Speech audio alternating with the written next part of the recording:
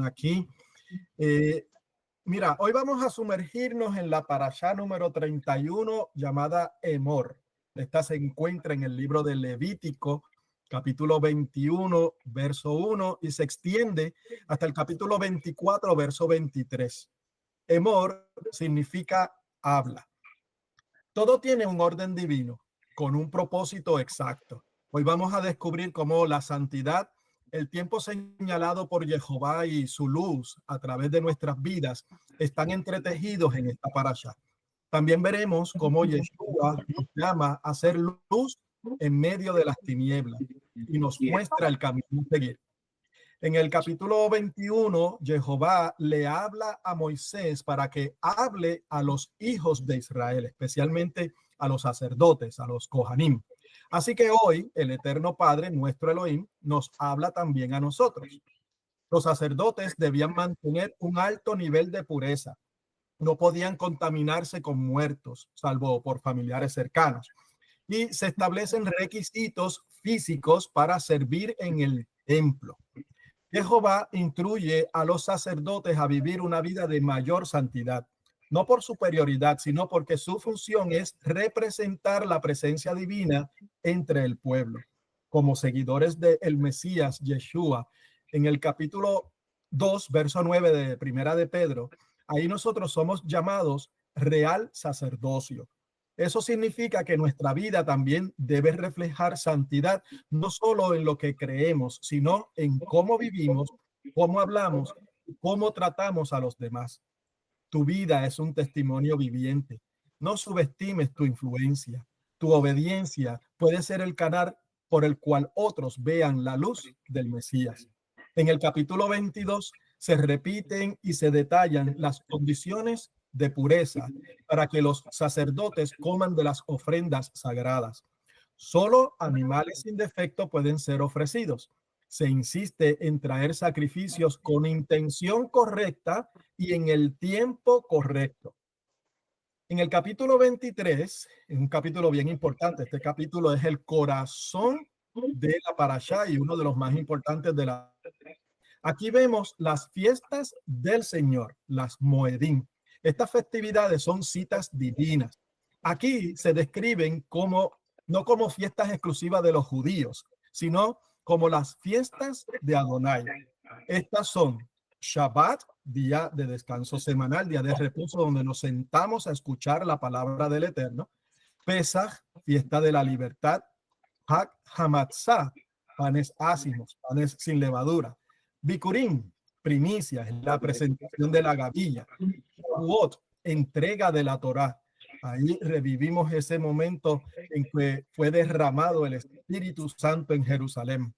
Yom Teruah, día de aclamación con toques de shofar. Yom Kippur, día del perdón y la expiación. Sukkot, fiestas de las cabañas. Con Sheminit Atzeret, es el octavo día de la fiesta, día de asamblea. ¿Ok? Así que estudiar y celebrar estas fiestas nos conecta con la identidad del reino. No somos ajenos, somos parte del pueblo del pacto. Por tanto, debemos vivirlas con alegría, como señales del amor y la fidelidad de Jehová hacia nosotros. En el capítulo 24 habla sobre la luz perpetua. Aquí se nos dan las instrucciones para mantener encendida la menorá, el candelabro, y sobre el pan de la presencia. El aceite para la menorá debía arder continuamente, así como nuestras oraciones y nuestras ofrendas. Y el pan debía estar siempre delante del Eterno. Se colocaban 12 panes en el templo cada semana como ofrenda perpetua. Entendamos que somos llamados a hacer luz en el mundo y a mantener una relación constante con Jehová, como lo vemos en Mateo capítulo 5, verso 14, como el pan como el pan que nunca faltaba en su presencia. Aún en tiempos difíciles, deja que tu luz brille. No es por tus fuerzas, sino por el Ruach HaKodesh. Así que persiste, permanece en su presencia como el pan sobre la mesa, estable, constante, consagrado. La parashá termina relatando el caso de un hombre que blasfemó el nombre de Jehová. Este es juzgado y condenado a muerte por la lapidación. La instrucción sobre la justicia establece la ley del ojo por ojo. Esto lo establece como un principio de justicia. Aquí se revela que la santidad no es solo personal, sino comunitaria. Nuestra relación con el prójimo refleja nuestra relación con Jehová. Debemos vivir haciendo justicia con misericordia y verdad, así como lo hizo Yeshua. Recuerda que tú eres parte activa del pueblo escogido por Jehová nuestro Elohim. Tu conducta edifica o destruye. Pero la buena noticia es que en Yeshua hay redención y restauración. De manera que tu santidad no puede ser religiosa, sino transformadora. Demuestra que eres un verdadero instrumento de su paz. En conclusión, Jehová nos habla hoy a nosotros y quiere que nuestra vida hable por él. Jehová nos llama a vivir en santidad, nos invita a declarar su verdad, a enseñar con nuestras acciones y a caminar como verdaderos discípulos del Mesías. Y de esa manera podemos hacer brillar su luz. Gracias por la atención prestada y Shabbat Shalom. Shabbat Shalom, muy bien, Pablito, muchas gracias. Muchas gracias. Buen resumen de la porción para el día de hoy. Bueno, Miguel, me dice que tenías una pregunta para hoy. Sí, ¿sí me escuchas? Sí, se oye claro. ¿Sí? Pastor. Hola, Santiaguito. Hola.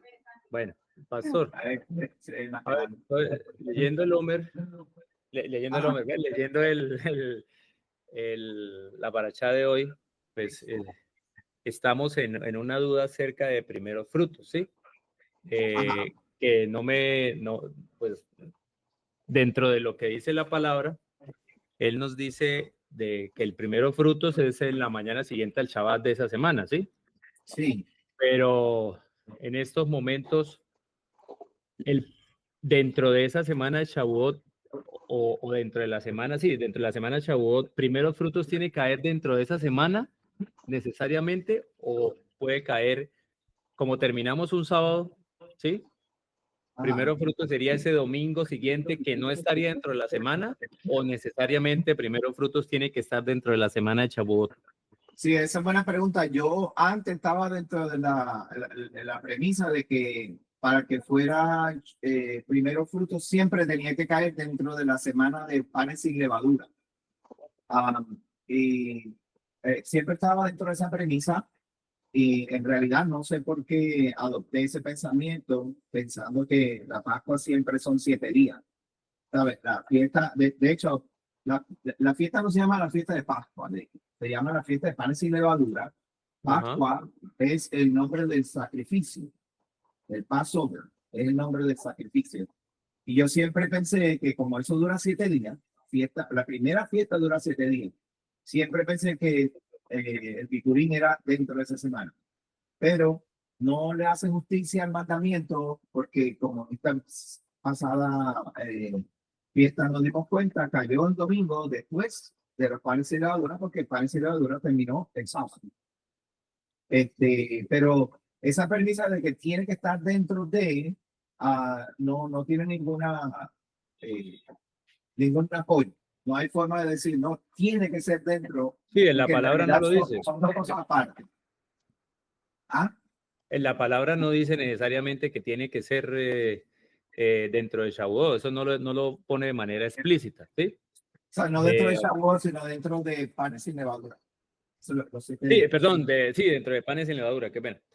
No dice que necesariamente tiene que ser así, pero entonces, básicamente nosotros estamos contando, llevamos 28 días, estamos contando desde de lo que fue el domingo 20, ¿sí? Por decirlo de alguna manera, desde el domingo 20 estamos contando desde la mañana, porque la palabra dice desde la mañana siguiente al Shabbat. Exacto. ¿Sí? No dice Shabbat dentro de la semana de panes en la obra, sino dice de la mañana siguiente al Shabbat, el primer día de la semana contaréis 7 semanas, ¿sí? Sí. O sea, estamos contando desde el 20 de abril. De abril, exacto. No solamente eso, no solamente contar 7 Shabbat y al otro, o sea, contar los 7 días de pan sin levadura y al otro día del Shabbat semanal. ¿Verdad? No es Shabbat de la Pascua. Shabbat semanal se empieza a contar que es un domingo. Pero no solamente eso, sino que el mandamiento luego te dice que cuentes 7 Shabbats, ¿verdad? Sí. Y mira lo que dice. Ok. Eh, Cuando pueda, pastor, me permite un minuto. sí, dame un segundito. Después que cuente los 50 días, ¿verdad? En el verso 15. Ajá. En el verso 15 dice, contaré 7 semanas completas. Desde la mañana siguiente al Shabbat, ¿verdad? Sí. Desde el día que presentaste el manojo de espina, contaré 50 días y luego dice hasta la mañana siguiente al 7º Shabbat. ¿Verdad que Ajá. dice? Sí. Al 7º Shabbat. Y entonces presenta la ofrenda. Es decir, nosotros no contamos desde el Shabbat semanal cuando llegamos al 7º Shabbat, ¿verdad? No tenemos 50 días. Ujú. Nos Pero- falta. Tenemos que esperar a que llegue los 50 días y entonces hacerlo. En el judaísmo tradicional, ellos empiezan a contar el 16, ¿verdad? Que la Pascua empieza el 15, termina el 15, el 16 empiezan a contar. Si tú cuentas 50 días de ahí en adelante, el día 49 no es Shabbat. La 7ª semana no es Shabbat. Y entonces al otro día tienen que presentar la ofrenda, pues son 50, ¿verdad?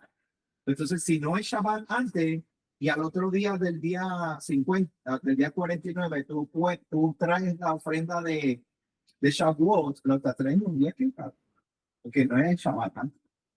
Ajá. Por eso es que el argumento que existe es que cuando en el verso 15 dice, desde el día que la mañana siguiente al Shabbat, es el Shabbat de Pesach, porque el 15 es Pesach, ¿verdad? El 15 es panes y levadura, es un Shabbat. Y, entonces, ellos consideran que ese Shabbat es el que tú tienes que contar y al otro día empiezas a entregar el hombre. Ujú.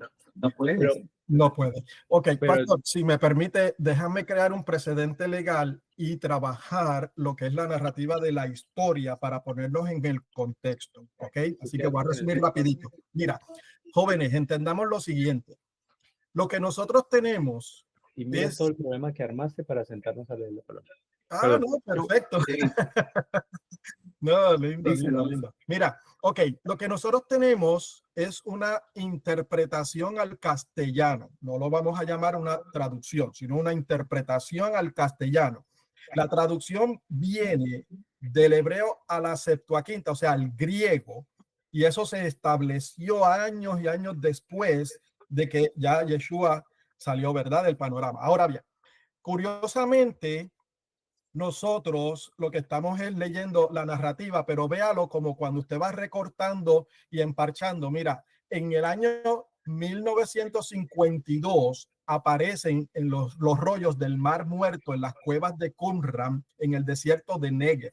Y la editorial Reina y Valera entonces hace una revisión de todos estos escritos y estos hallazgos y trae a la luz lo que hoy en día nosotros tenemos de frente. Ahora bien, eso es importante porque cuando tú estás presentando esta narrativa, no son eventos correlativos. Vamos a la historia y vamos a la lógica.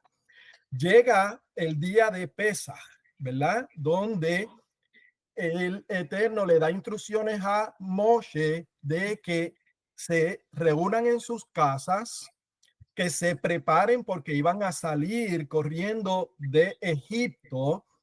Y una vez pasa el ángel y mueren los primogénitos, ya ellos están de camino hacia el desierto o hacia donde el Eterno los iba a guiar.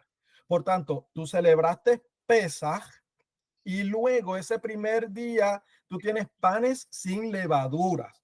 Ahora, en el verso 10 dice, habla a los hijos de Israel y diles, cuando hayas entrado a la tierra que yo te doy y hayas cegado su mies. Es decir, ellos están saliendo de Egipto, van corriendo, no pueden estar sembrando, no pueden estar cegando, no pueden celebrar primicia. Así que una vez llegan a la tierra y están en la tierra, es importante que tú vas a cegar, tú vas a producir, y de esos primeros frutos tú se los vas a entregar al sacerdote. En Bicurín el mandamiento es para el sacerdote. Es posible que tú lo hayas entregado un día, yo otro día, pero el sacerdote va a tomar tu ofrenda, la va a mecer, está en el verso 11, este mecerá el manojo delante de Jehová para que tú seas aceptado, y el sacerdote lo mecerá el día siguiente al día de reposo. Cuando definimos la palabra Shabbat o día de reposo, establece como, ¿verdad? Legalmente, precedente legal, al séptimo día natural de la semana. Ahora, el día que presentas el manojo es que vas a ofrecer, ¿verdad?, tu holocausto a Jehová. Ahora bien, pero cuando vamos al capítulo, al verso 15, vas a contar 7 semanas completas desde la mañana siguiente al día de reposo, estableciendo como precedente legal el día natural de la semana, desde el día que presentaste el manojo de espiga. Por tanto, digamos que uno lo trajo, vamos a poner los números ahora naturales, ¿verdad? Uno lo trajo el lunes, el otro el martes, el otro el miércoles. Durante esa semana se fue recogiendo las primicias, por decir algo. Llegó el día de Shabbat y al día siguiente el sacerdote es el que presenta, y ese día es Bikurim. Ahora bien, lamentablemente, por la tradición y la cultura del pueblo, recuerde que dentro de la comunidad judía hay 7 facciones diferentes, se dejan llevar por alajá, costumbre y la tradición de lo que es la Torah oral o la boca en boca, ¿verdad? Así que tenemos que entender que en la narrativa tú no puedes estar celebrando primicias si todavía no has llegado a la tierra. Por tanto, ¿cómo lo podemos conectar o ajustar a hoy? Pues lo que el pastor nos ha estado enseñando.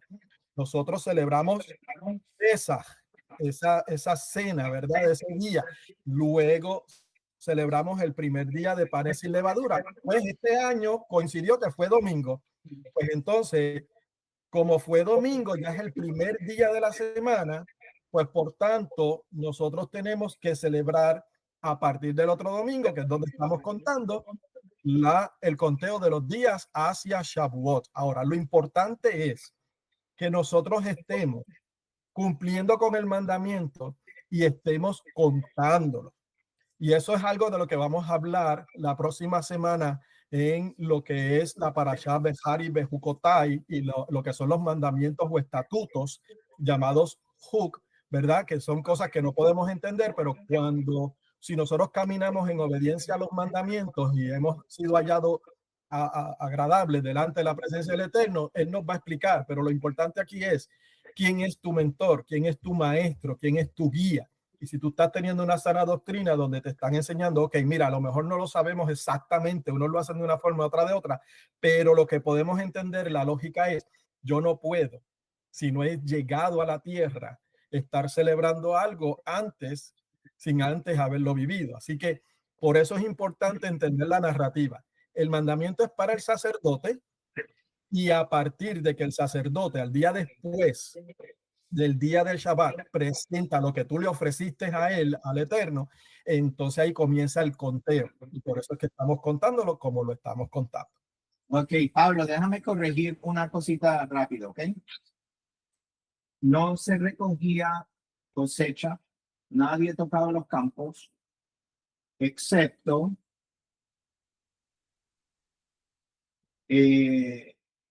los levitas en Shabbat, el día 15 por la noche, o el Shabbat semanal por la noche, recogían los primeros gavillas que ya habían separado antes de Pesach. Antes de que Pesach llegara, ellos separaban unos manojos, pero no los cortaban, los amarraban. Entonces, según la Mishnah Bikurim, en la Mishnah Bikurim dice que ellos separaban ese manojo, lo dejaban allí, pero no lo cortaban.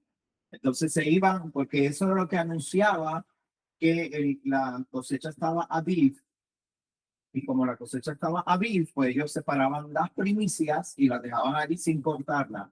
Después, en el Shabbat semanal, el sumo sacerdote hacía énfasis. ¿Ustedes van a cosechar hacer el bikurim? Sí. ¿Y lo van a hacer con esta voz? Sí. Y lo hacían para chavar a los, literalmente, en el Talmud dice que los que estaban aquí en el templo cuando eran los fariseos, cuando era la casa de Hillel, ellos gritaban bien duro, ¡iban a recoger la cosecha hoy! ¡Sí! Y a rayo, cuidado. Y la van a recortar con esta voz. Y los levitas gritaban, ¡sí! Y entonces, el punto era que ellos querían chavar a los saduceos.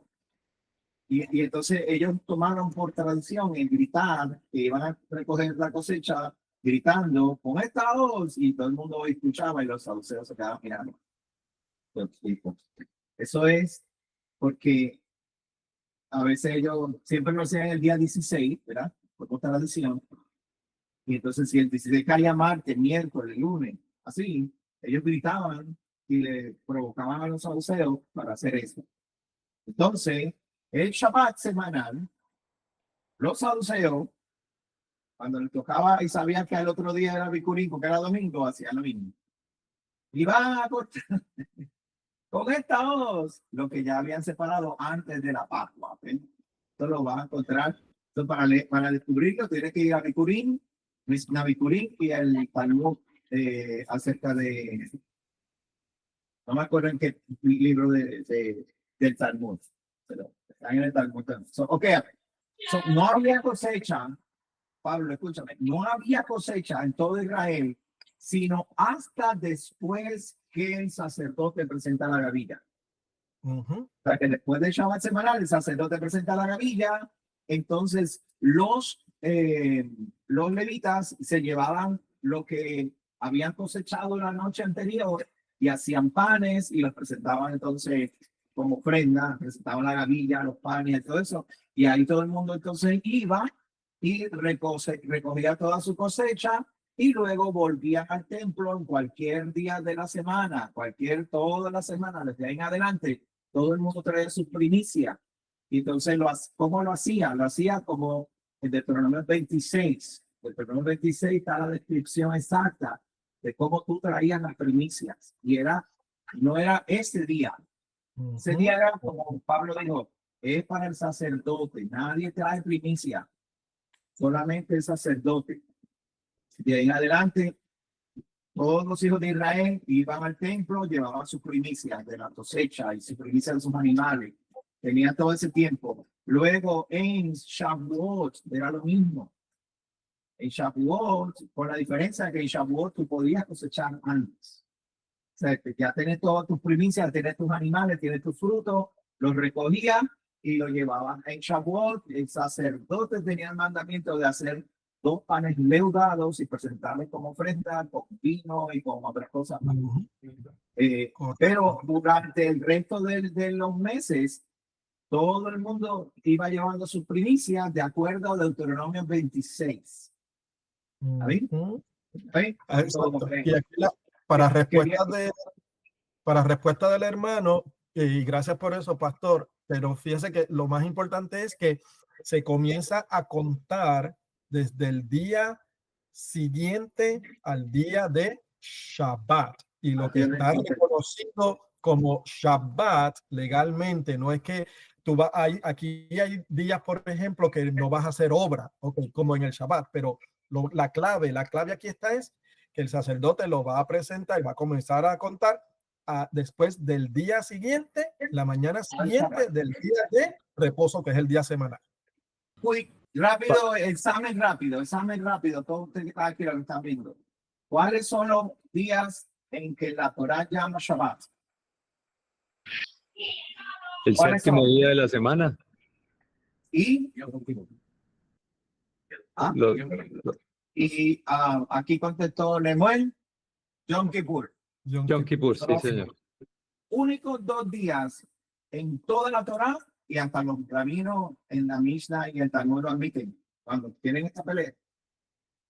Pero es que no hay solamente dos, hay sino 2 días que se llaman Shabbat en la Torá. ¿Cuáles son? Yom Kippur y el Shabbat semanal. No podemos cambiar, inventar, añadir, quitar, etcétera, etcétera. Ese es el problema de Sanedrín, Pe- que ellos cambian, añaden, quitan a los mandamientos. No, el trabajo de los del Sanedrín no es cambiar los mandamientos. El Pastor, trabajo de los levitas es enseñar la Torah. El de Sanedrín es juzgar. Juzgar de acuerdo a lo que está escrito. Dime, Miguel. pero entonces el Shabbat, que es el que se toma como para dar el punto de partida para que a la mañana siguiente, o sea, el primer día, sea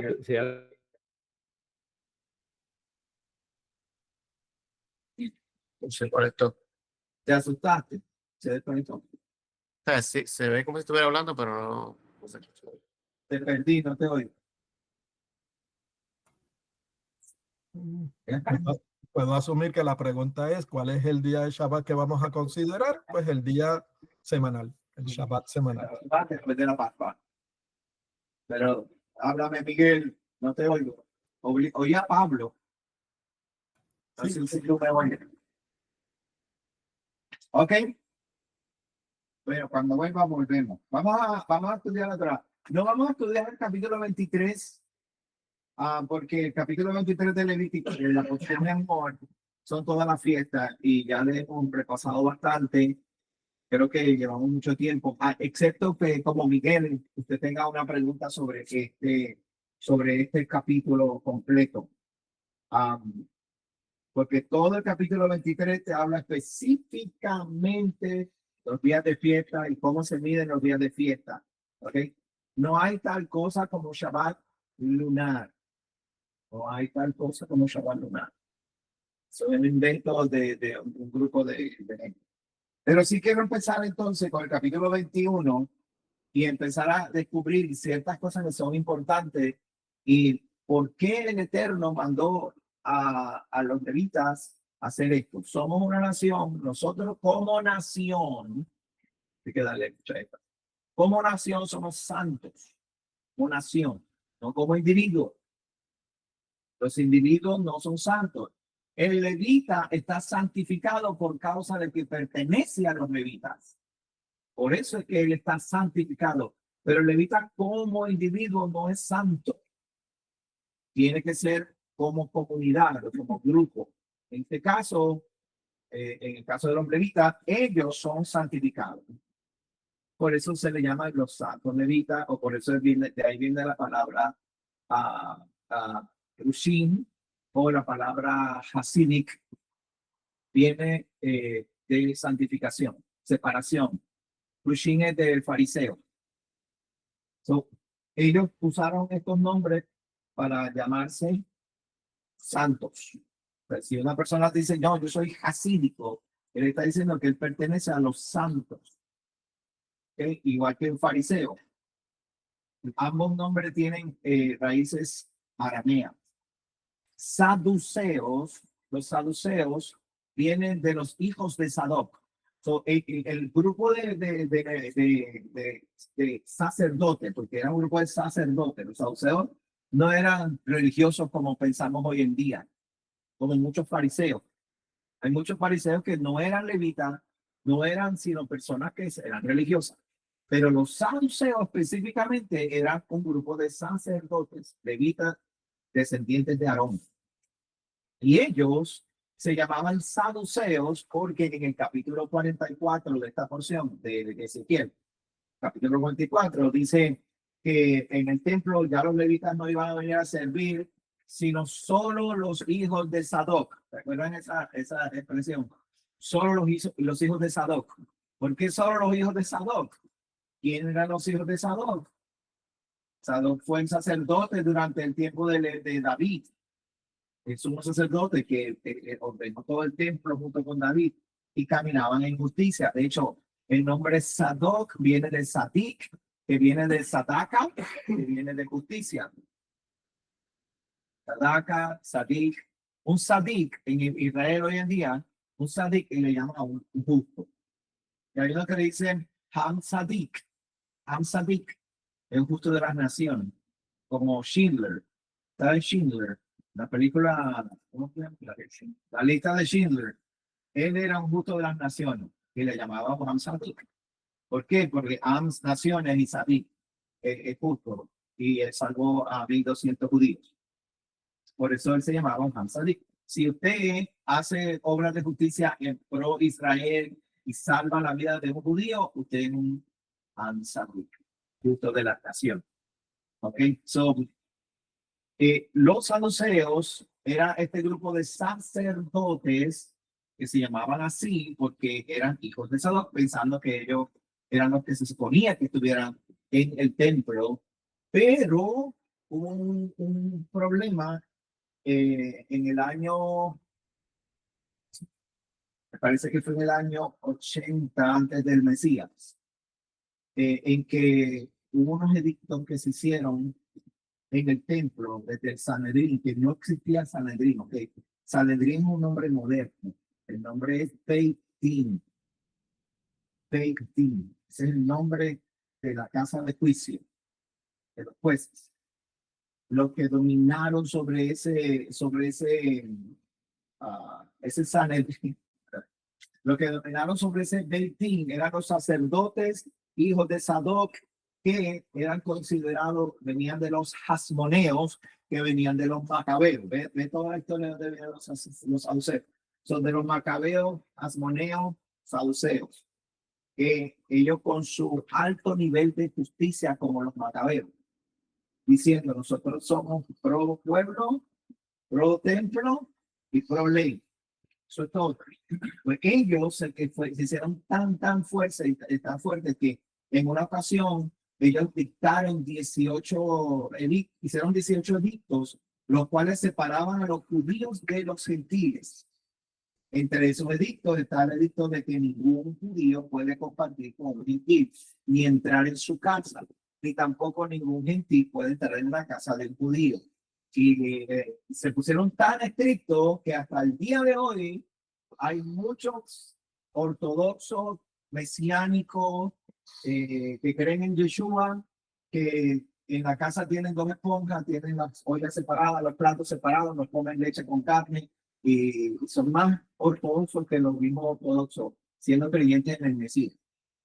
Y todo esto no viene de los fariseos, viene de los saduceos. Cuando dictaron esos 18 edictos, los de la casa de Gilel se opusieron a ellos, y como ellos eran los que dominaban, ellos cerraron las puertas y hubo una matanza para poder aprobar esos 18 edictos. Y cuando se aprobaron los 18 edictos, los de la casa de Gilel que sobrevivieron dijeron que ese era el peor día en la historia de Israel, peor que el día que hicieron el becerro de oro. Porque los de la casa de Gilel eran un poco más flexibles con los gentiles. ¿Sí? ¿Están siguiendo? Al ellos, a los saduceos tener dominio sobre el templo, eran bien estrictos, todo era conforme a la Torá, no había una segunda interpretación o no había lo que hoy en día tienen el Hades. No había niveles de interpretación de la Torá, sino que ellos se sujetaban a la Torá escrita y rechazaban todo tradiciones de los raminos o de los padres, como ellos llamaban. Yo llamaba, no, las tradiciones de vuestros padres. ¿Cuáles padres? Los que vinieron de Babilonia. No estamos hablando de los padres de Abraham, Isaac, Jacob, Moisés, Josué y los padres de Israel que murieron en la tierra. Estamos hablando de los padres que vinieron de Babilonia con cientos y cientos y cientos y cientos de tradiciones que las unieron al pueblo de Israel. ¿Para qué? Para separar a Israel. Y el mismo Beit Din no estaba en Jerusalén, estaba en Babilonia. Y desde allá dictaban las cosas, lo que iban a hacer en Jerusalén. Entonces, los puritanos, ¿verdad? Los saduceos, los sadiquín, los más conservadores, ellos no se sujetaban a lo que ellos decían. Ellos decían, no, lo que dice la Torah es, hoy en día existen, se llaman los caraítas, los caraítas, aunque son un poco más flexibles, pero existe todavía ese grupo de personas como los saduceos. ¿Cuál es el problema con los saduceos?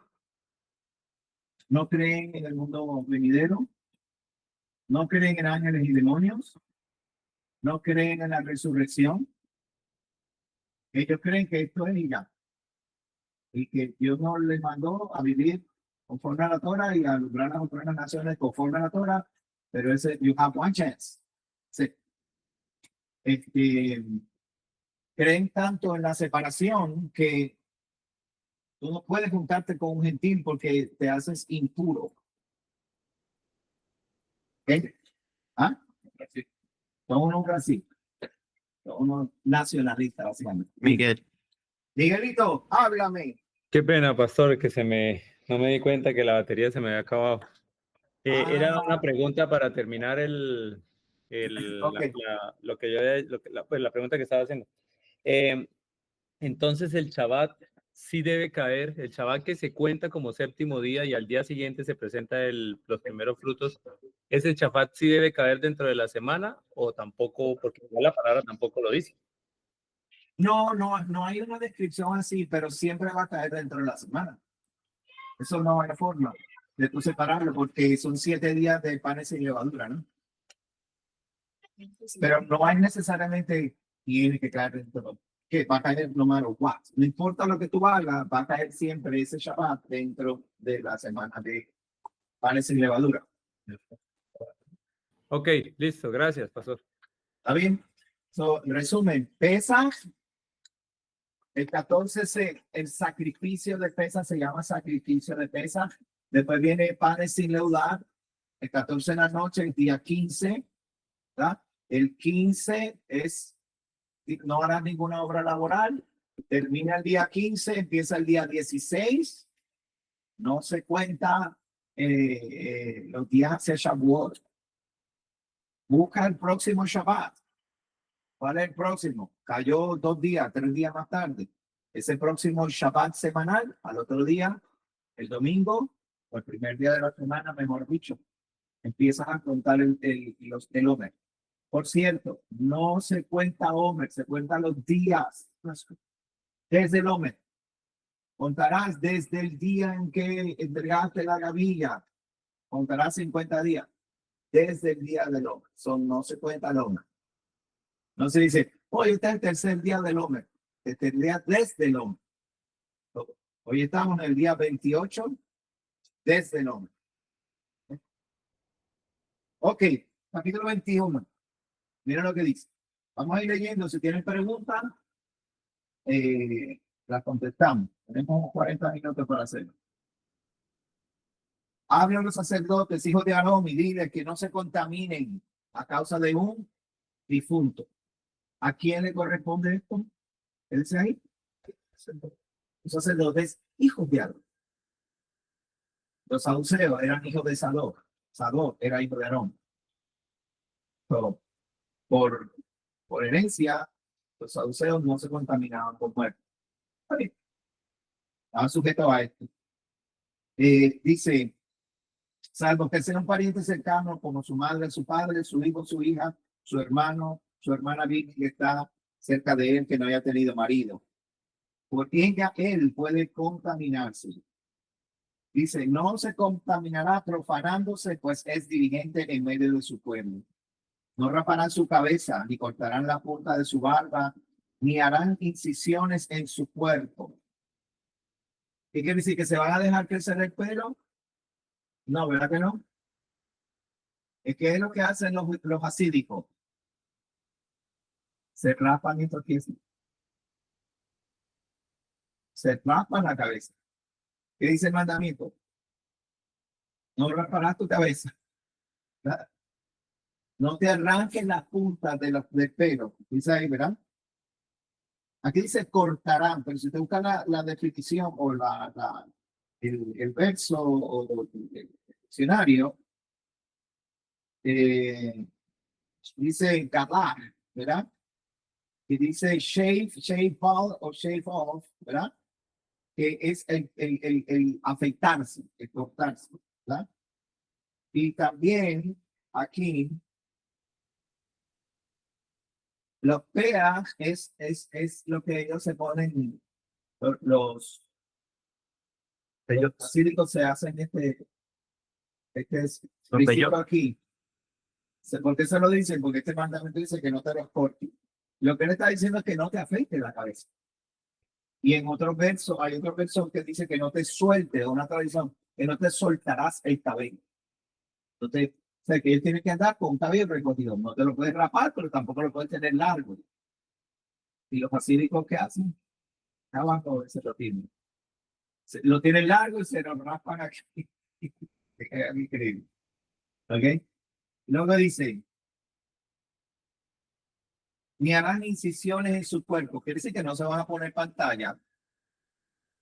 Según tú. ¿De dónde más te va a hacer una incisión? Te va a hacer una incisión aquí. Dice, serán santos para su Elohim, no profanarán el nombre de Elohim, porque ellos presentarán ofrendas quemadas, el pan de su Elohim, por tanto serán santos. Entonces dice, no profanarán el nombre. ¿Cómo se profana el nombre del Creador? ¿Alguien? Dame un ejemplo, Luis. ¿Cómo se profana el nombre del Creador? En este caso sería sobre el Señor. Esa es una forma. Es decir, ellos hacen todo esto. Sí. ¿Cuál es la peor forma de deshonrar al Creador?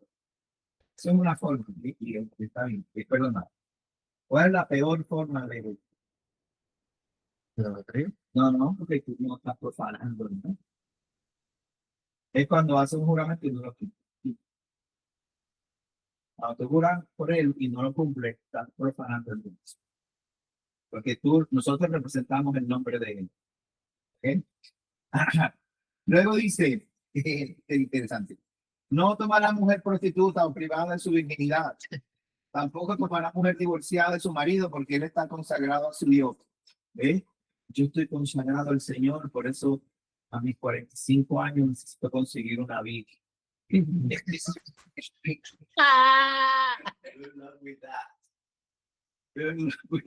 estoy separado para eso.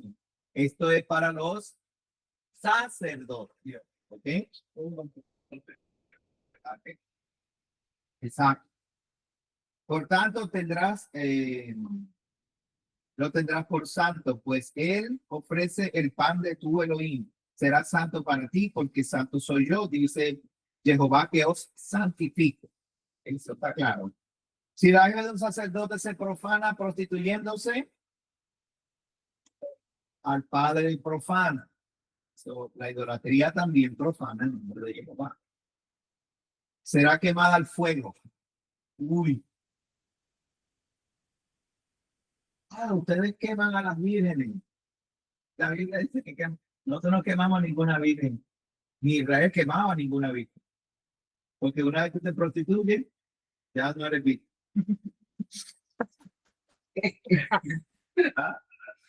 A la rameta. El que de entre sus hermanos sea sumo sacerdote, sobre cuya cabeza sea derramado aceite de la unción y haya sido investido para llevar las vestiduras, que dice, no dejará suelto el cabello de su cabeza, ni rasgará o sea, no vas a celebrar luto. Todo tiene que ver con la muerte de alguien. Sí, sí, exacto. Sí, no vas a guardar luto. El que tiene el aceite y está vestido, tiene la vestidura sagrada, no puede rasgar y no puede soltar su cabello como para guardar luto por alguna persona. ¿Okay? Ni entrará donde haya algún difunto, ni por su padre ni por su madre se contaminará. No saldrá del santuario, ni profanará el santuario de su Elohim, porque sobre él está la consagración del aceite de la unción de su Elohim. Yo, Jehová. Tomará por esposa a una mujer virgen, no una viuda, ni divorciada, ni privada de su virginidad, ni prostituta, mucho menos. Más bien tomará por esposa a una mujer virgen de su pueblo. Así no profanará su descendencia, porque de sumo sacerdote viene otro sumo sacerdote. Así que están cuidadosos en medio del pueblo, porque yo soy Jehová, que los santifico. Después dice otra vez, habló Moisés diciendo, habla a Aarón y dile a través de tus generaciones que ningún descendiente tuyo que tenga algún defecto se acercará para ofrecer el pan de su Dios. Yo leí esto y después me puse a pensar, fíjate, esto es para los sacerdotes. So, si yo no puedo tener hijos porque tengo una mastectomía, ¿yo puedo subir al monte del templo? Sí. Donde no puedo ir es hacer el trabajo que me gusta. Ahora, esto sí, ¿Ve la diferencia ahora? sí me crean las preguntas porque, por ejemplo, ¿verdad? Aunque, although I don't know. Te despertaron más preguntas. No, porque si no sé si este es el versículo como No, hay otro mandamiento, sí, que dice aquí, por acá lo dice bien. no, es que es ni de eso, hablando del concepto de luto, ¿verdad? Cuando es otra porción donde habla de no marcar su cuerpo, ¿verdad? Pues esta la única. No, hay la que dice la de los tatuajes y sacarás tu cuerpo, en el capítulo 18. Pero aquí está hablando del sumo sacerdote que no puede tener, mira lo que dice la descripción, ¿verdad? Defecto, sea ciego, cojo, mutilado, desproporcionado, que tenga fractura en pie en la mano, jorobado, enano, que tenga nube en el ojo, quien tenga sarna o tiña o testículo dañado. ¿A quién le ocupa este mandamiento? Al sumo sacerdote. O sea que todas las demás personas pueden pasar y hacer el servicio al Jehová, excepto el servicio al sacerdocio. Puede ser yo por muchos años, y cuando yo veí esto esta semana, yo me quedé, pero ¿cómo es que ahora que se me despierta esto? Porque siempre, de hecho, cuando vamos a Jerusalén, han habido personas que no suben al monte porque tienen la vasectomía, porque no pueden dar hijos. Dice, no, yo no subo porque yo tengo esto, pero ya yo tengo hijos, ya cumplí con el mandamiento, estoy bien, pero no puedo subir allá porque tengo vasectomía. Pero es que tú no eres sumo sacerdote ni tampoco serás sumo sacerdote. Por lo tanto, no aplica, y especialmente porque es para entrar al servicio de Jehová. ¿Qué quiere decir? Acercarse al altar, ¿verdad? Lo dice aquí. Dice, verso 21, ningún hombre de descendencia del sacerdote Aarón tenga algún defecto, no podrá presentar las ofrendas quemadas a Jehová, tiene defecto, no se acercará a ofrecer el pan de su Elohim.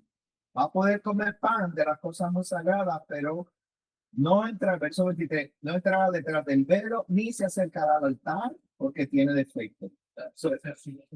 No puede ser sumo sacerdote. No puede. No puedes traer el pan, no puedes ir detrás del velo, no pueden acercarte al altar. So, me hizo libre en el sentido de que yo siempre pensé que una persona que tuviera vasectomía no podía subir al monte del templo.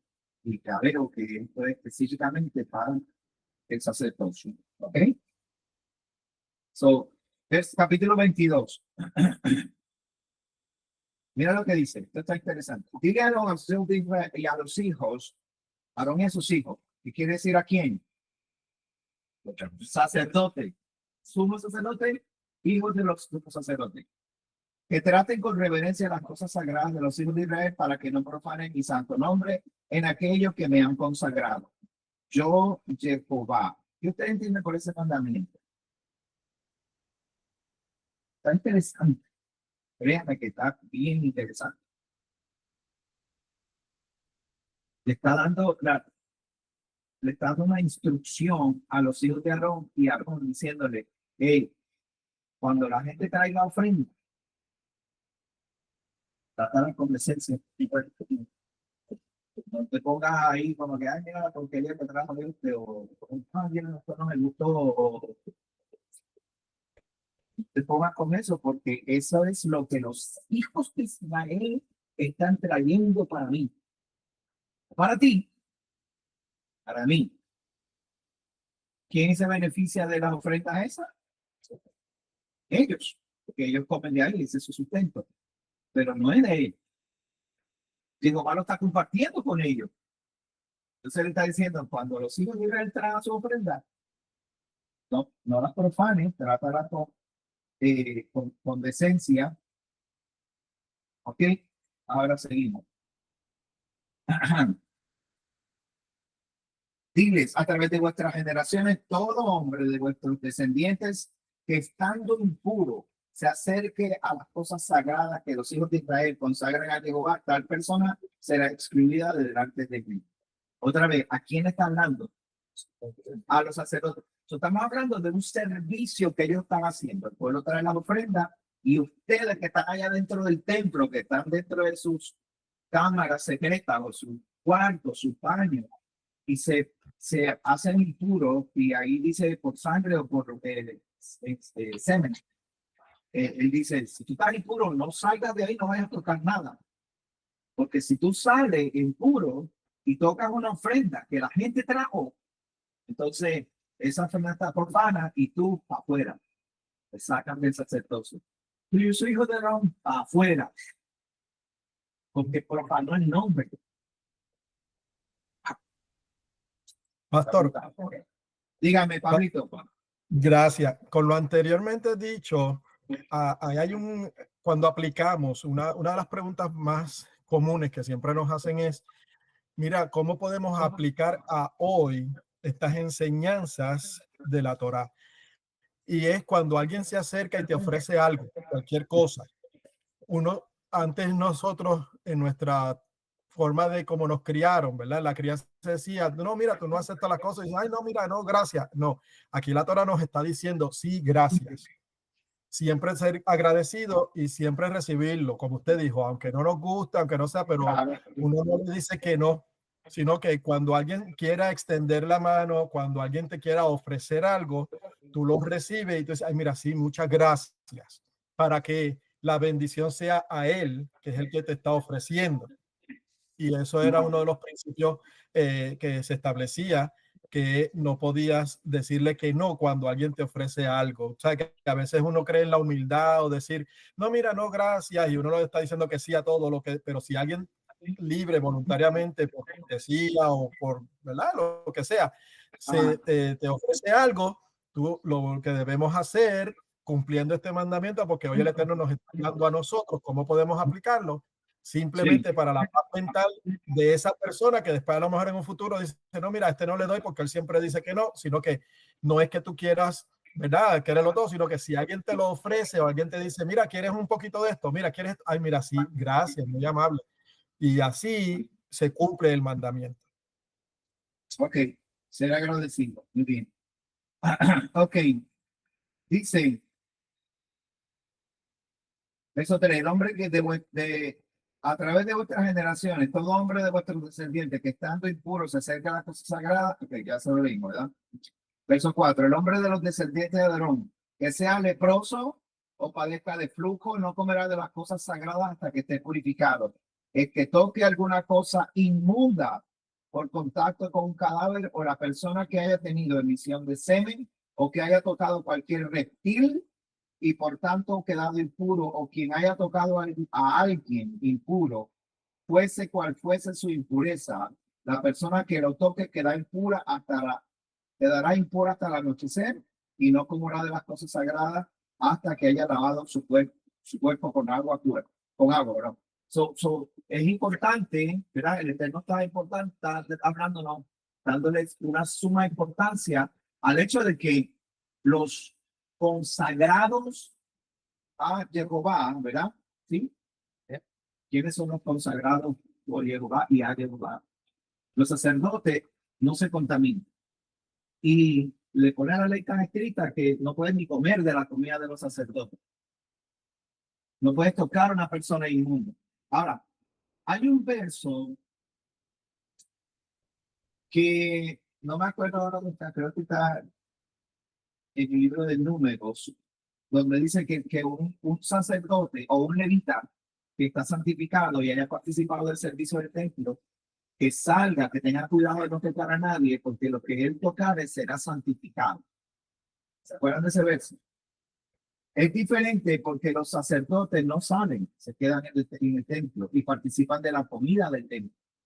Entonces, un levita sale y el levita viene con la presencia. Es como cuando Moisés brillaba su rostro.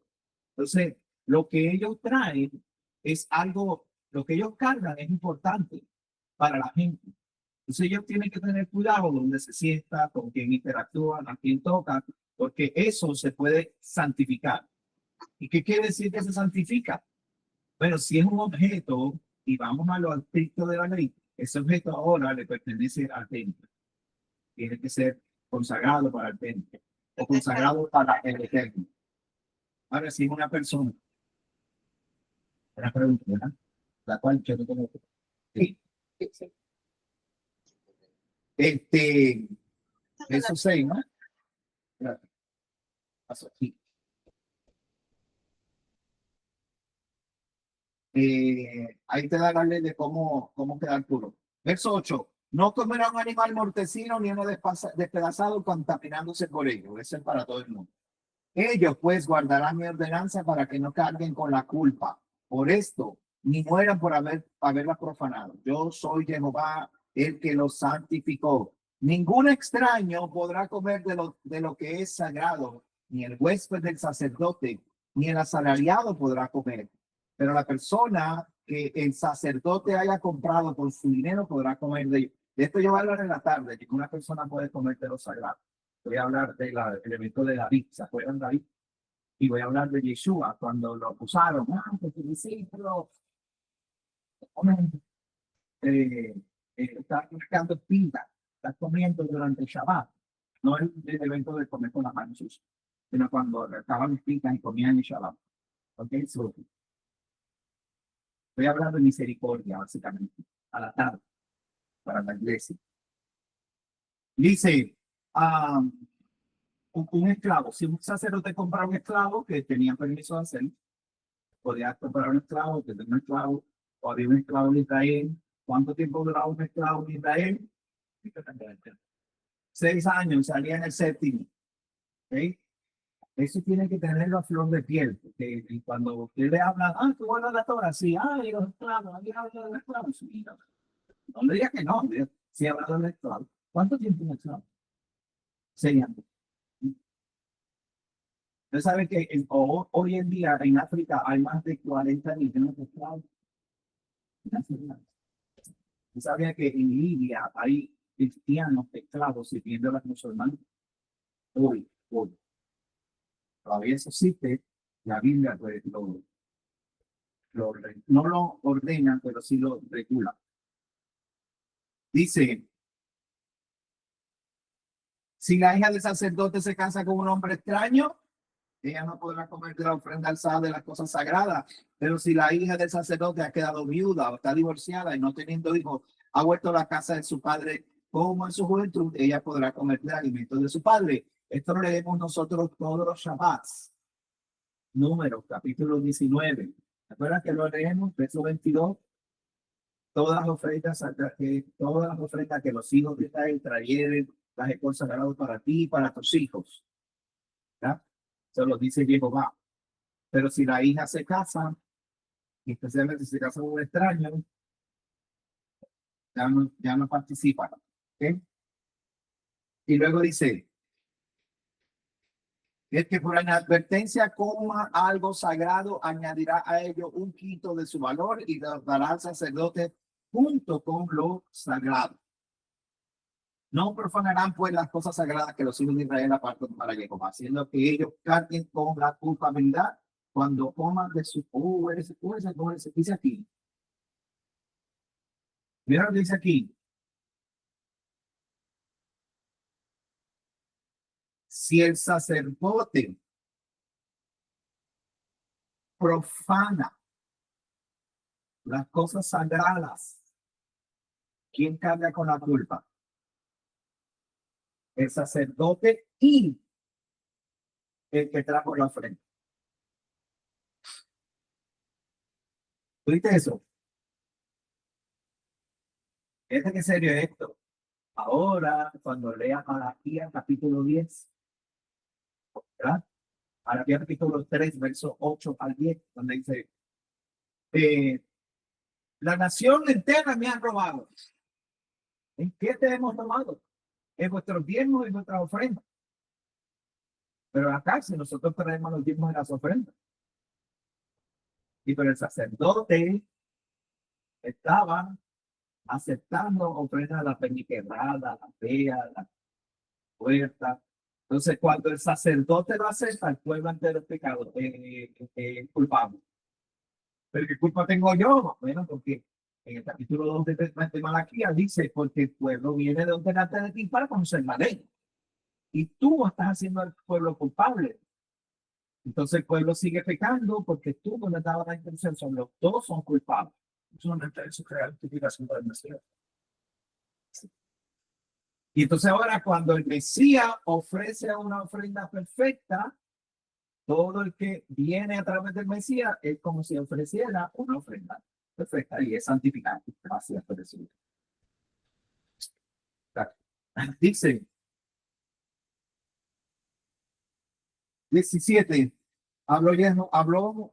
Jehová habló a Moisés diciendo, habla a los hijos de Aarón y a sus hijos y a todos los hijos de Israel. Y dile que si alguno de la casa de Israel o de los extranjeros de Israel presenta un sacrificio en cumplimiento de cualquier voto, de cualquier ofrenda voluntaria que presente en holocausto a Jehová, para que os sea aceptado, será un macho sin defecto, ya sea toro, cordero o cabrito.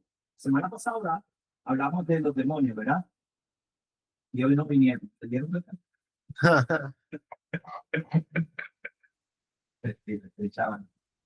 Se quedaron en la casa. El libro está, que yo le dije que le iba a traer el libro, en este libro.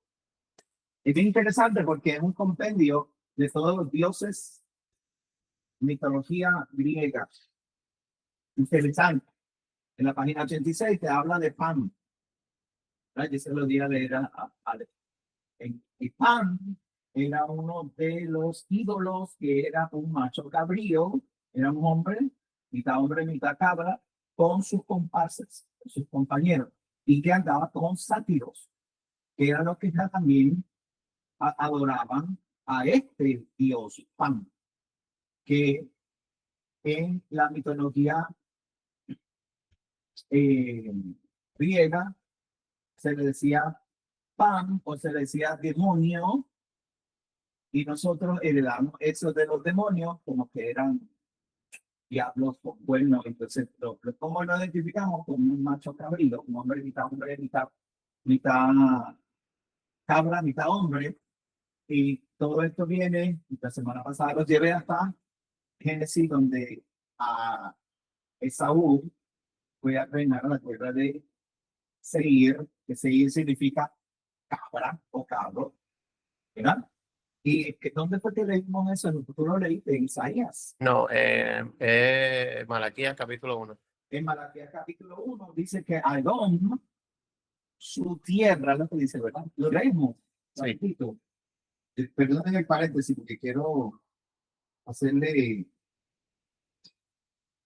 claro lo que dice, hacerle énfasis. Dice, yo os he amado, ha dicho Jehová, verso 2. Malaquías 1, verso 2. Pero vosotros decís, ¿en qué nos has amado? ¿Acaso Esaú no era hermano de Jacob? Dice Jehová. Sin embargo, yo amé a Jacob y aborracé a Esaú y convertí sus montes en desolación y di su posesión a los chacales en el desierto. Sí, Edom dice, hemos sido demolidos, pero volveremos a edificar las ruinas. Así ha dicho Jehová de los ejércitos. Ellos edificarán, pero yo lo destruiré. Le llamarán territorio de impiedad y pueblo contra el cual Jehová se ha irado para siempre. ¿Okay? So, los montes de Edom. ¿Qué son los montes de Edom? ¿No se acuerdan? Génesis. En el capítulo 28.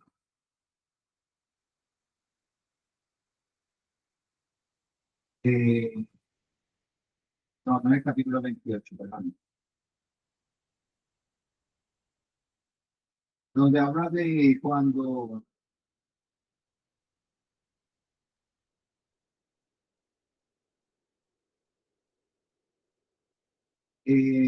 se me perdió ahora. Encuentro. ¿Se acuerda? No es el encuentro, era antes del encuentro, cuando Jacob se va.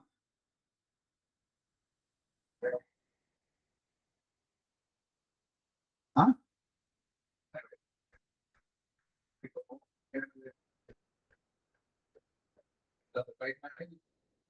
Ah, así. Sí, entonces, luego él dice que se fue y se convirtió en el rey de Seir.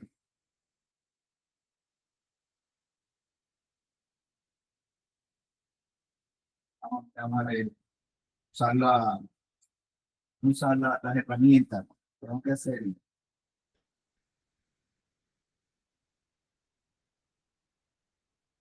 Bueno, sí es pensé porque el 23 dice hay que enviar el retroceso personal no sería. En el 32, ¿verdad?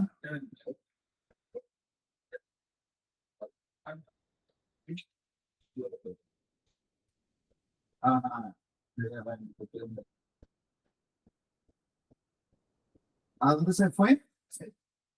¿En los campos de qué? ¿Y qué significa seguir? El cabro monte, de donde viene el concepto de Aemons, que es el concepto griego de macho cabrío o dioses o inútiles, también se usa la palabra inútil. So, ven como ahora a través de la mitología, tú puedes si tú conectas hacia atrás, te vas a dar cuenta que la mitología griega lo que está presentando como demonio son esos ídolos, ídolos inútiles. Cuando una persona está poseída por un demonio, es una persona que tiene una influencia tan fuerte en otros ídolos, en ideales, en cosas que no sirven para nada, que la persona pierde la noción de sí mismo. No voy a seguir ahí. Levítico 22, ¿verdad? En el verso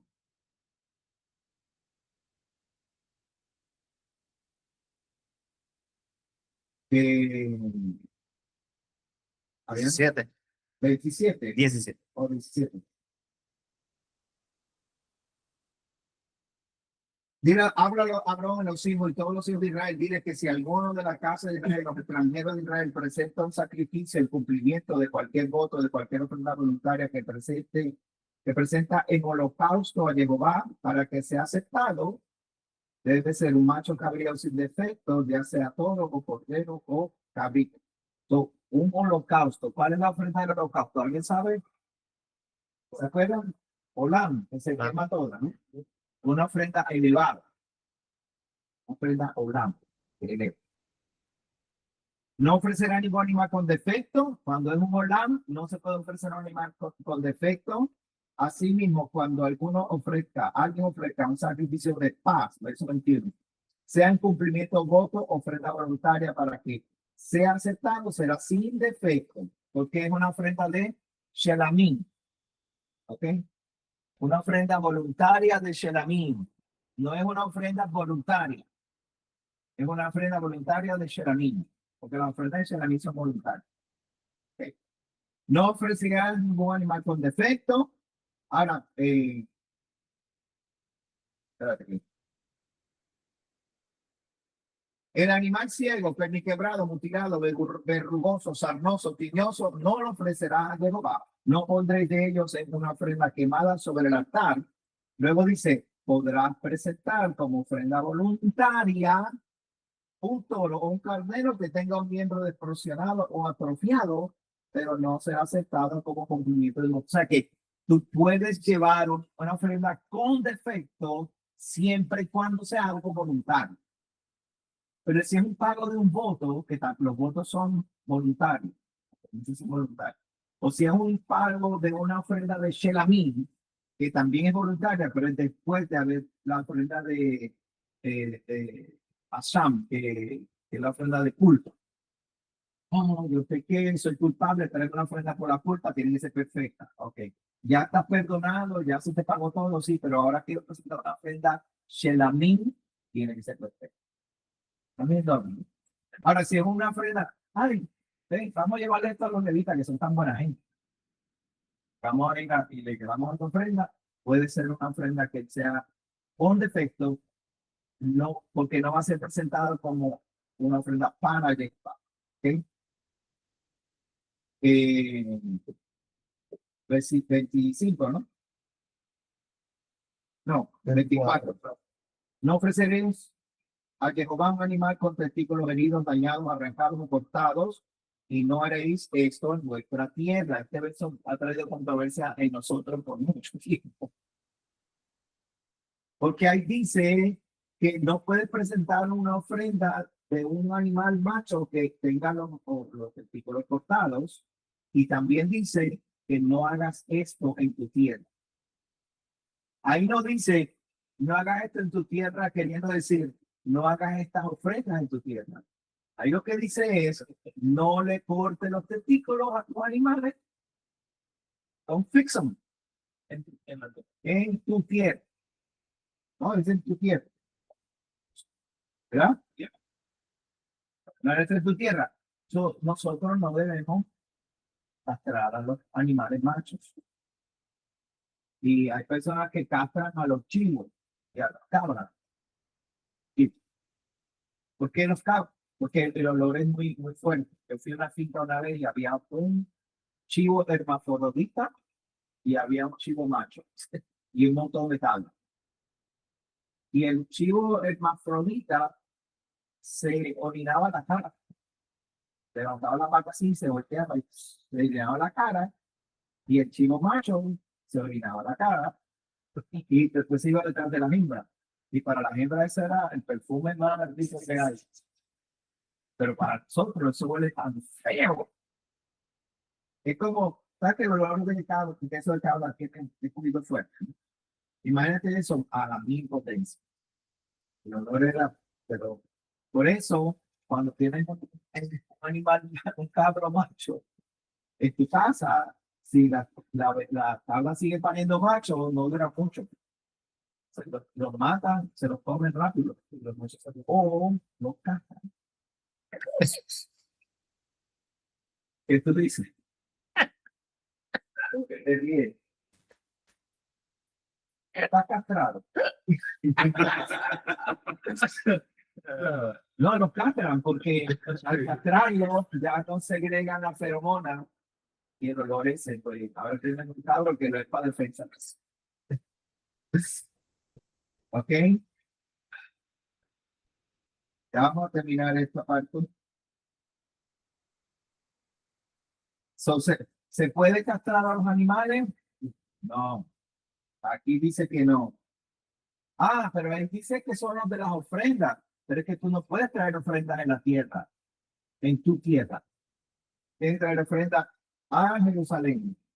Por lo tanto, no está hablando de la ofrenda. ¿Ok?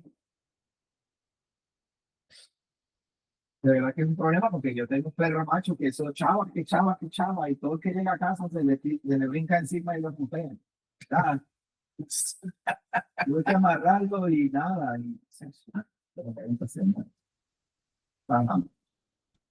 Dice, tampoco los aceptaréis de mano de los extranjeros para ofrecerlos como alimento a vuestro Dios, porque están deformados y tienen defectos, no serán aceptados. Ok, este verso nos ayuda a entender que los extranjeros podían llevar ofrendas al templo de Jehová.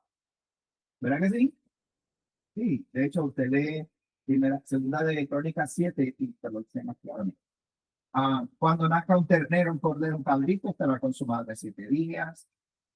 Desde el octavo día en adelante se va a hacer estaba como sacrificio, como contra quemada.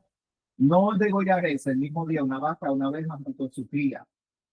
¿Qué significa ese mandamiento? Que no mates la vaca y el cerdo el mismo día. Los dos sufren.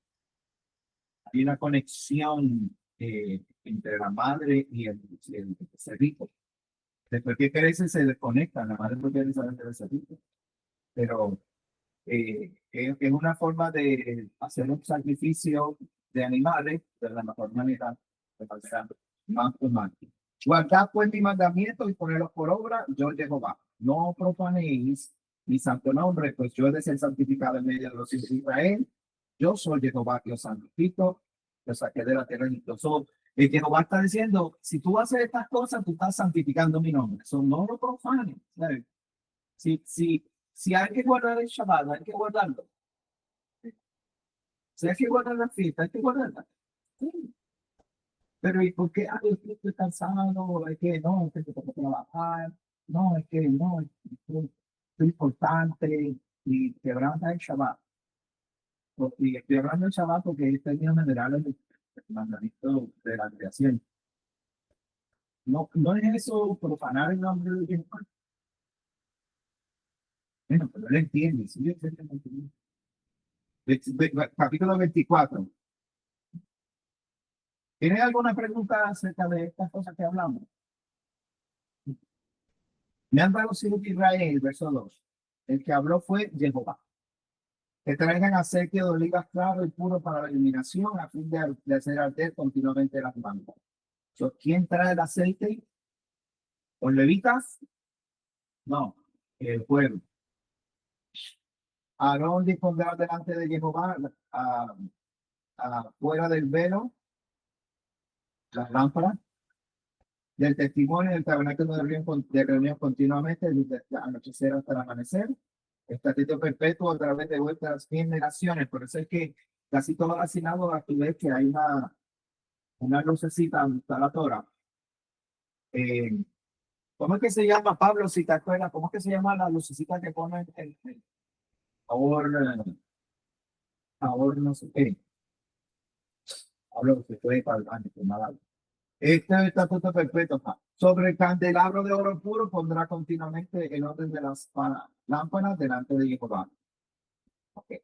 Tomarán harina fina, harán con ella 12 panes, cada pan será 12 décimas de efa, los colocarán en 2 hileras, ¿verdad? Esta es la parte del mandamiento de las panes de la preposición. Dice, cada sábado los colocarás continuamente en orden delante de Jehová de parte de los hijos de Israel como pacto perpetuo. Esas panes todos los sábados eran renovados, ponían nuevos panes. ¿Okay? Ahora dice aquí, serán para Aarón, para sus hijos quienes comerán en el lugar santo, porque es cosa muy sagrada para él, de las ofrendas quemadas para Jehová, y es un estatuto perpetuo. Entonces, ese mandamiento es perpetuo, pero ¿para quién? Pues ya no, para el templo. No tenemos templo, tenemos sacerdocio, no se preocupe. Le ponemos una lucecita en la Torah como una tradición, algo que se mantenga su lucecita encendida ahí. Ahora, ahí tenemos un caso que con esto voy a terminar hoy, menos que tengan preguntas. El hijo de la mujer israelita, verso 10, el hijo de una mujer israelita cuyo padre era egipcio, salió entre los hijos de Israel. Y el hijo de la israelita, un hombre de Israel, vinieron en el campamento. Se van a pelear. Será un hombre de Israel y un hombre hijo de una israelita.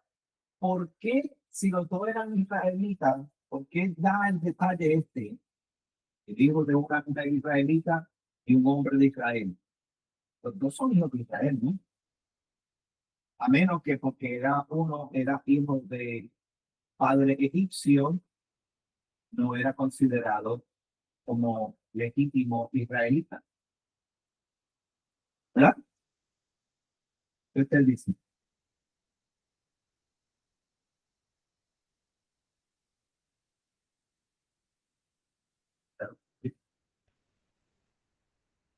¿Qué dice la tradición judía? Que tú eres judío por parte de quién. Entonces, este hombre era israelita, ¿sí o no? De la tribu de Dan. So, no pueden haber dos verdades. Pero yo creo que hace más años en la Torá apunta más a que subir a un colegio, ¿verdad? Porque somos los hijos de Abraham, Isaac y Jacob, no de Sara, Rebeca y Lea. Sara, Rebeca, Raquel y Lea, ¿verdad que no? Somos hijos de Abraham, Isaac y Jacob. Pero en el judaísmo de hoy en día, moderno, se establece que la madre es la que te da la ciudadanía. ¿Okay? Pues consideren eso para que lo tengan en el banco de mano. Ahora, te dieron, ¿verdad? Entonces, el hijo de la mujer israelita blasfemó el nombre y lo maldijo, y luego lo llevaron a Moisés. Su madre se llamaba Selomit, hija de Dibri de la tribu de Dan. Esto es importante porque le está dando énfasis a de dónde y quién era esa persona y cuál es su linaje. La persona era un hijo de una mujer israelita de la tribu de Dan, específicamente los nombres, o sea que era importante la persona. Soy este muchacho peleó con otro israelita, otro hombre de Israel, y él blasfemó el nombre de Jehová y lo maldijo, ¿no? ¿No me dice? Y se dice, cuyo padre era egipcio, de eso dice. Ahora, en una riña, en una pelea, ¿cómo se blasfema el nombre de Jehová?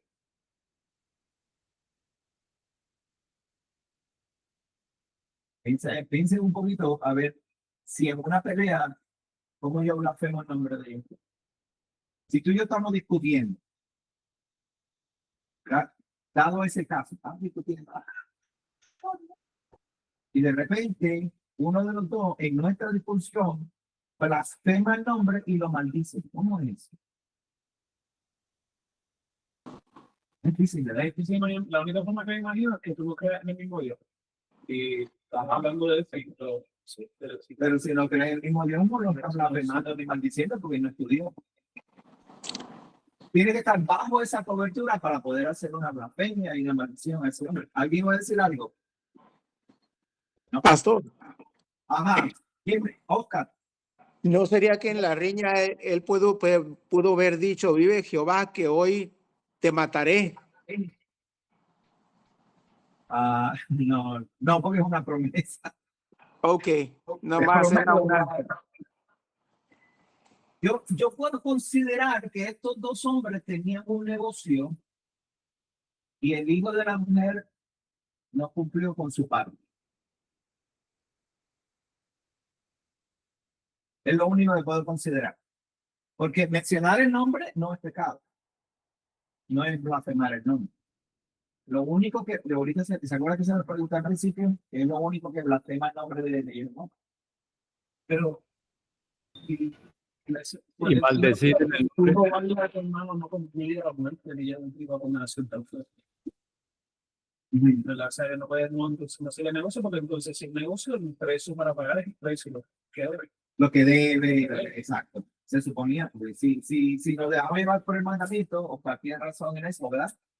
Pero si no cumplías tu promesa, pues entonces tienes que pagar más del 20%. Dime, Miguel. Según lo que tú dices, ya hay mandamiento para eso, ¿no? Si alguien no incumple. Pero maldecir en el nombre de Jehová. De pronto en la misma riña maldijo en el nombre al otro, en el nombre de Jehová. Quizás por Sí. por eso mismo, por referencia a los mandamientos para solucionar negocios, les maldijo el nombre, que fue el nombre fue el que llevó a los mandamientos y era tipo también.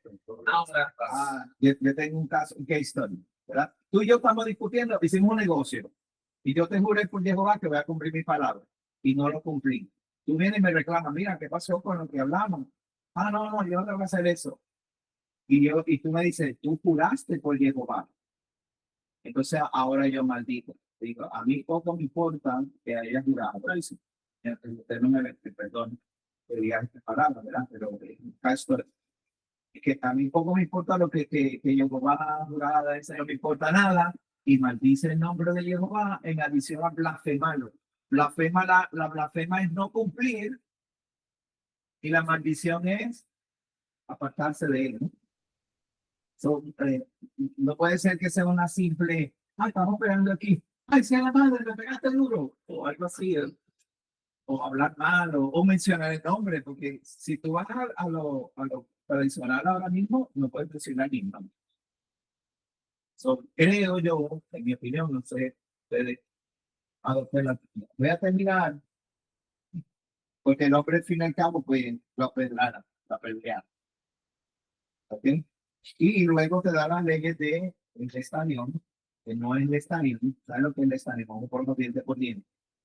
Ah, ya ustedes lo hemos enseñado anteriormente que la ley de ojo por ojo, diente por diente tiene sus regulaciones. La primera es que hayan testigos del evento, que sean testigos íntegros, y la segunda es que haya pérdida de trabajo o de capacidad de trabajar, de un ojo, un brazo. Entonces, la persona que ocasionó el daño, y la Biblia lo dice de esta manera, porque Jehová lo puso en sus manos. En el libro de Éxodo, a ley del estadión, dice, si un hombre está trabajando con otro y hiere a su hermano porque Jehová, por accidente, porque Jehová lo puso en sus manos, me choca, ¿verdad? Porque quizá la persona, estamos los dos trabajando y la persona es un sinvergüenza, pero nadie sabe nada, nadie no es, sino que él en su intimidad o allá es un sinvergüenza y de repente tú y yo estamos trabajando aquí y yo hago así, se me zafa el hacha porque Jehová lo puso en el momento adecuado, en el preciso lugar para que yo hiciera así, se me zafara el hacha y le pegara. Porque el tipo no confiesa, el tipo no se abre, se Jehová lo puso en mis manos. ¿Qué culpa tengo yo? No, no, tranquilo, tú no vas a ser culpable. Vamos a salir bien el que ya está mal. Es difícil pensar en eso, pero yo todavía me faltan años para darle cabeza. Sí. Pues, tan fácil es, pues Luis, por favor. Así, pues, dice la tonalidad, sí, sí. Ajá. Y si yo lo puse ahí para que le diera Ok.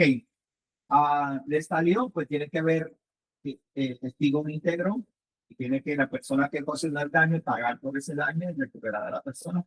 Si la persona que le ocurrió el daño sale de su casa, aunque sea con bastón, ya tú eres libre de no pagar nada. Entonces la ley de ojo por ojo, diente por diente, no es como la del estadio romana, que si te saqué un ojo, me tienen que sacar a mí. Si te rompió una pierna, me tienen que romper una pierna. Sí, no es así. Esta semana, en el conteo del número 33, dentro de 3 días, dentro de 5 días, es lo que en el judaísmo se celebra el Taomet. Nosotros no celebramos eso. ¿Sí? No celebramos la Taomet. No le dé ni siquiera espacio, porque la Taomet se ha contado en la historia de que por causa de la revolución Bar Kokhba, que fue cuando en el año 130 aproximadamente hubo una revolución en Israel, se levantaron los judíos y el rabino Akiva, que era el maestro, tenía una escuela de la Torah, proclamó que Bar Kokhba era el Mesías y reinó por 3 años y medio. Entonces, en el año 36 se levanta Roma y mató 25,000 de los estudiantes de Akiva. Y Akiva pues se levantó con 5 estudiantes nuevamente y se continuó la escuela, pero en ese momento preciso fue cuando Israel perdió el nombre de Israel y se le cambió el nombre a Palestina, además que Jerusalén se convirtió en una provincia de Roma y le llamaron así, provincia de Roma, que no me acuerdo cómo se dice en latín. Eso fue lo que ocurrió más o menos en ese tiempo. Eso es lo que te dicen en el judaísmo moderno, te dicen que eso es lo que celebran. Pero hay otra celebración que es más importante en la Amén, y es el recibimiento de el soja. Hubo un rabino que se llamaba Shlomo ben Ashir o ben Yair. que después se llamaba Rambashi, se llaman Rambashi. Él era el rabino esotérico este que era bien espiritual. Ese era un tipo que era un gurú que flotaba en el aire. Y él murió en el 33 del conteo de y antes de morir le dijo a sus discípulos: ustedes van a celebrar este día como el día de la entrega del Zohar, porque aquí están los misterios, y les reveló los misterios del Zohar. Y entonces, desde ese momento, tan pronto él muere, sus discípulos empezaron a celebrar ese día como el día del recibimiento del Zohar, como el misticismo más grande que hay en el judaísmo, al punto de que la Omer, ellos encienden fuegos, porque dicen que ese fuego es el fuego de la revelación del Zohar, y es el misticismo del fuego y toda esta cosa. Nosotros no celebramos eso, porque no hay nada en la Torah que nos acerque ni siquiera un poquito a eso, a ese punto. Entonces, no tenemos nada que ver con la Omer. Yo lo estudié, yo busqué, y yo no considero el Zohar como un libro santo. Si usted oye a los asídicos, cuando ellos hablan de Kabbalah, ellos dicen el santo Zohar. Y eso no es un libro santo. Un libro mítico, y te puede aprender cosas de psicología allí, pero la mayoría son cosas platónicas, socráticas, que son filosofía griega. No tienen nada que ver con la Torah, nada, ni con la Torah, ni con la Mishnah, ni con nada. El pueblo de Israel es simplemente estudios místicos y explicaciones místicas, que de hecho, por la razón que estos estudios surgen, es por lo difícil que era la vida de un judío, con las persecuciones, con la pérdida de dinero, con todo esto, pérdida de tierra, propiedades, persecuciones. Ellos empezaron a meditar, empezaron a vivir en otro mundo, como meter la cabeza en la arena y decir: no. Miguel, dígame. Sí, leyendo el 23 es: después de que el hombre maldice el nombre de Jehová, viene todo lo que es el ojo por ojo. Y al final, en el último versículo, en el 23, él dice: habló pues Moisés a los hijos de Israel, y ellos sacaron al blasfemo fuera del campamento y lo apedrearon. O sea que de alguna manera todo lo que dijo del ojo por ojo está relacionado con lo que pasó con el blasfemo, ¿sí? Podría tener alguna relación, pero el blasfemo no mató al otro israelita. En realidad, lo que mató fue el carácter de Jehová. Es el Mesías, el que ya la infatuo, es culpable de muerte. Fíjate, Luis, Hay algo ahí, hay algo. la semana que viene creo que nos enseñan la parachala. Ahí. Pero no, si vas a enseñar, tienes que ponerte obligado. Eso es una orden dogmática de patrón, una orden patrón. El Eterno les bendiga. Gracias, Padre, por esta hermosa velada de estudio de tu palabra. Permite, Señor, que podamos tomar y retener lo bueno, y asimismo lo que todavía no entendemos, ponerlo a un lado y dejar que sea tu espíritu que nos guíe para aprender poco a poco, Padre. Sí, gracias por la bendición de tener aquí a Sebastián y los hermanos de la línea, Señor. Gracias por darnos la facilidad de poder estudiar tu palabra. Esta tarde, mántate sobre nosotros, y que así mismo, Señor, nos guíe por medio de tu Espíritu Santo, nos abre el entendimiento para ver la Torá, Señor, y poder vivirla en este tiempo como necesitamos. Señor, por favor, acompáñanos en esta tarde. Entramos aquí y te bendecimos en el nombre y por los méritos de Yeshua, nuestro Mesías. Amén. Amén. Gracias, muchachos. Nos vemos ahorita. Shabbat Shalom. Shabbat Shalom. A todos, shalom.